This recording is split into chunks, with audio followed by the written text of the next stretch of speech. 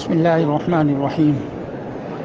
الحمد لله نحمده ونستعينه ونستغفره ونؤمن به ونتوكل عليه ونعوذ بالله من شرور أنفسنا ومن سيئات أعمالنا من يهده الله فلا مضل له ومن يضلل فلا هادي له ونشهد أن لا إله إلا الله وحده لا شريك له ونشهد أن سيدنا ومولانا محمدا عبده ورسوله وصلى الله تعالى عليه وعلى آله وأصحابه أجمعين. أما بعد،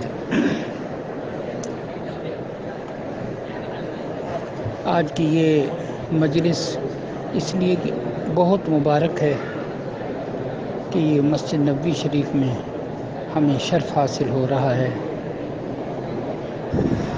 اس کی کیا فضیلت، کتنی فضیلت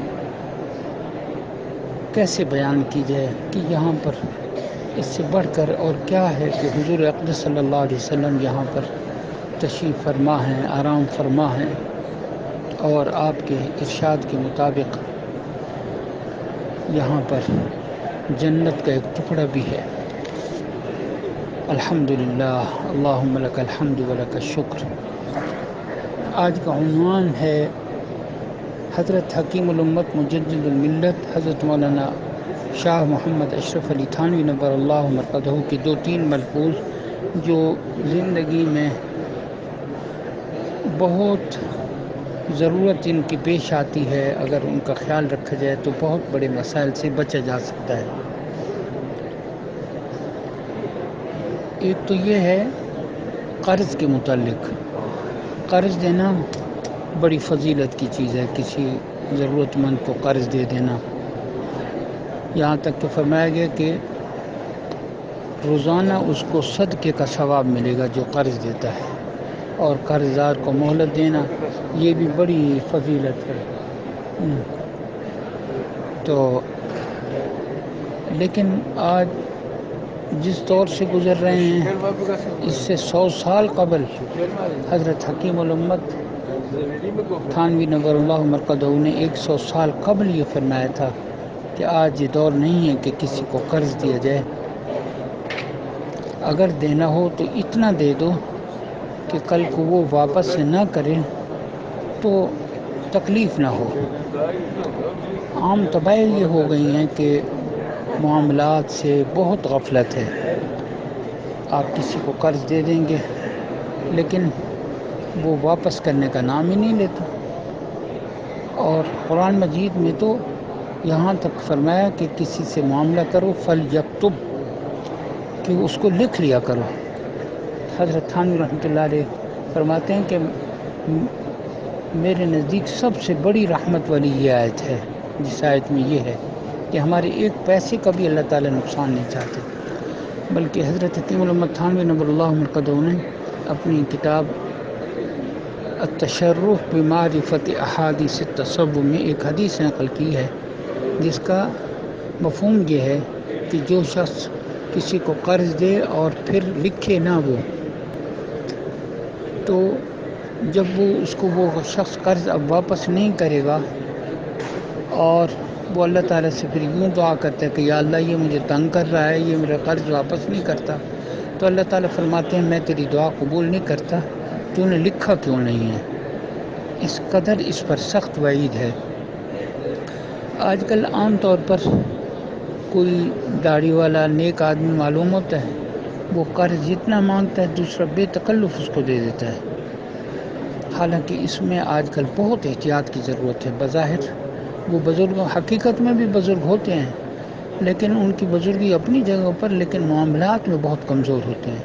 مجھے خود یہ تجربہ ہوا کہ ایک بزرگ نے صرف ایک دفعہ کافی بڑی رقم کا مطالبہ کیا، چونکہ بہت بڑے بزرگ تھے، تو میں نے بے تکلف فوراً ان کو دے دیا. لیکن الحمدللہ میں نے ان سے تحریر لے لی.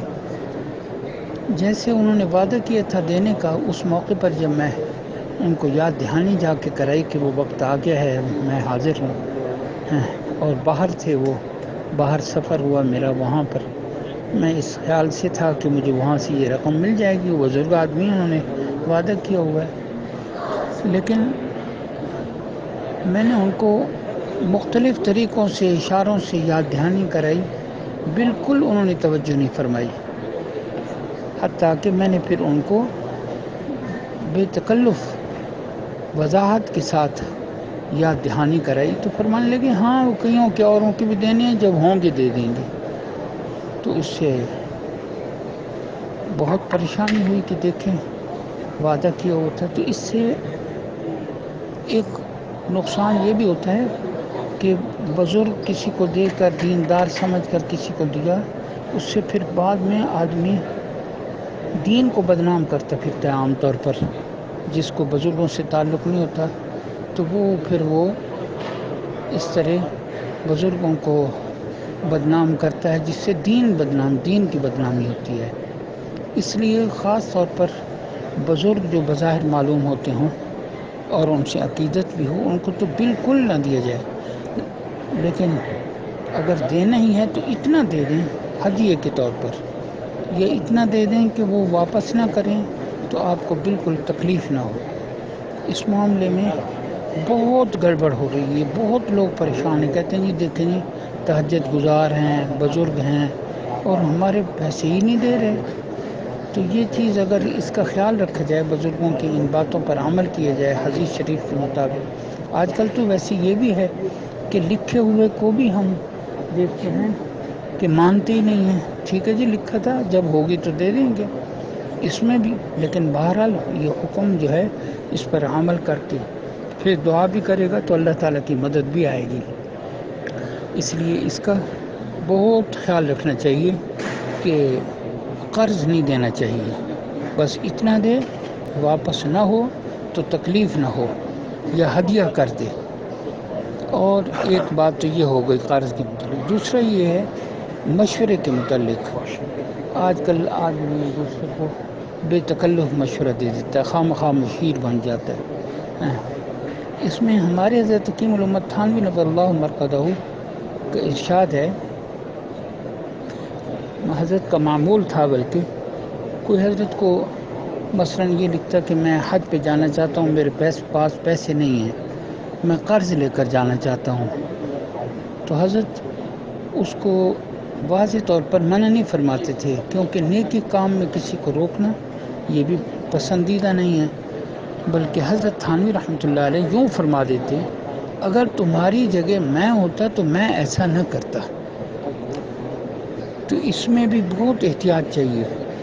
آج کل طبائع میں یہ چیز جو ہے بہت اس چیز کی کمی ہے کہ کسی نے ذرا سا اشارہ دیا، مشورہ دیا، اس کے سر ہو جائیں گے، جی آپ کے مشورے سے ہم نے یہ کیا ہے، حالانکہ اس نے تو خلوص سے مشورہ دیا تھا۔ تو اس میں بھی بہت احتیاط چاہیے۔ کسی کو آج کل مشورہ دینے کا بالکل وقت نہیں ہے۔